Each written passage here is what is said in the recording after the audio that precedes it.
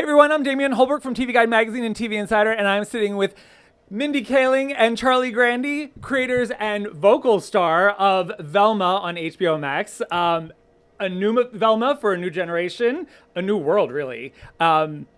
Pretty brave. Hey, we're so excited to be here. You're my favorite. Is that okay to say? Thank you. We can say that. Okay. This is so And nice. I'm so excited here also, clearly. So this is very exciting.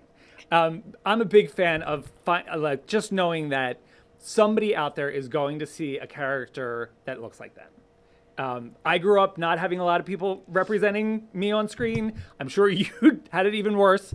How has it been getting to have this iconic character and to play with her in your realm? I mean, we love Scooby-Doo so much. We think the original Scooby-Doo that came out in 1969 is so iconic. We both grew up watching it. And so it's such a joy to be able to work with those characters. We're so grateful, to Hanna-Barbera and to Warner Brothers Animation to let us do that, to give us leeway to modernize certain elements. But honestly, terrifying too, because everyone loves Velma. You go to the floor of Comic-Con or every Halloween, and she's just such an iconic.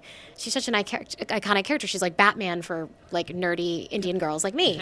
So we don't want to mess it up, and we're so proud of the show. It's so funny. So we're excited. It's finally coming out. And you developed this idea, correct? Yeah. Clearly with Mindy in mind. Yes. Well, yeah. I mean, Mindy sort of came and asked if I would want to work on this. She knew we've worked together forever. Yeah. She knew I liked animation and said, hey, would you consider doing an origin story for Velma? To give some, like a little nerdy backstory about this, like Charlie I met on The Office, where he's an incredible writer, but he came from SNL and Daily Show, so he just like straight up joke writer, topical joke writer. And he's worked on the Mindy project. He knows how to write for like a female characters, some demented, some not, like Velma. So he was such a perfect choice for this, and he really loved the original series. So and the episode, it's packed with jokes. Yeah. Like it is one of those shows where you can watch it and you can go back 10 minutes and catch another joke.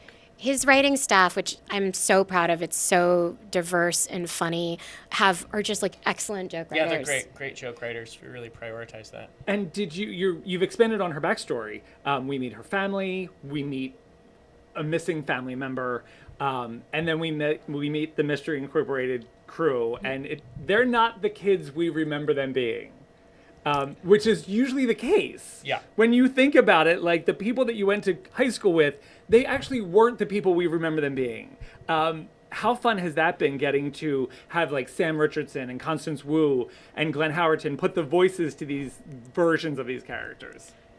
I mean, it's the most fun part of the show, I think. It made me think like, oh, this could work in the sense you write these scripts blindly. I can write for Mindy, but when you're writing, Daphne, when you're writing Norval, when you're writing Fred, you have a vague idea of the talent you might want.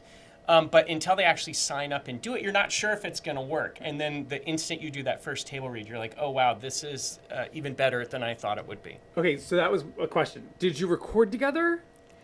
We didn't, I think, a lot for COVID reasons. But you did table reads together. Over Zoom. Yes. Right. Yeah. So there was that experience of, it wasn't just they got scripts and they recorded their sections. You guys actually were able to work it out together on Zoom. I think at least for the pilot, it's, again, everyone's schedule. That's the thing when you have sort of big stars, very talented people do your show, it's hard to schedule them. Right. So they make table reads when they can. But I think the pilot, maybe just a few others, were the few times that they were all able to be there at the same time. And then obviously also at the same time, you're juggling Sex Lives and Never Have I Ever. Not my own sex life, but Sex Lives. Of the college girls. Yes. And Never Have I Ever. Like. Yes. Yeah.